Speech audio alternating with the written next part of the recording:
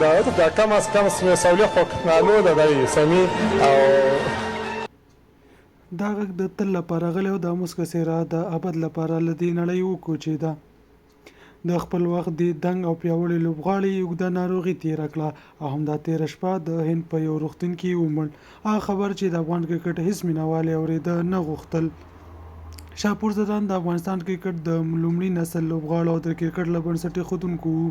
د ملګرو په داسې وخت کې د کرکټ ډګر تود وساته چې امکانات محدود او اسانتیاوې کمې. شاپور زدران د افغانستان کرکټ کینلاسې چټک توپ اچوونکی وو، خو کله به یې د مهمې لوبې او سختو شیبو کې څو منډې د لوبډلې په ګټه تمامېدلې. مینوال یې د ده له توپ اچونې، ویښتو او ځانګړي انداز ډیر متاثر وو او همدې سټایل لا ځانګړی کړی وو.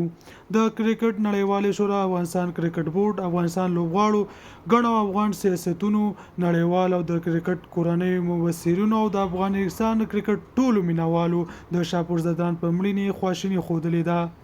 محمد نبی چې د شاپور زدران په څېر د لومړي نسل لوبغاړو دی پر خپل فیسبوک لیکلی دي: نن موږ له منځه جسمن لاړې، خو ستا نوم، خدمتونه او یادونه به د افغانستان ولس په زړونو کې تل پاتې وي.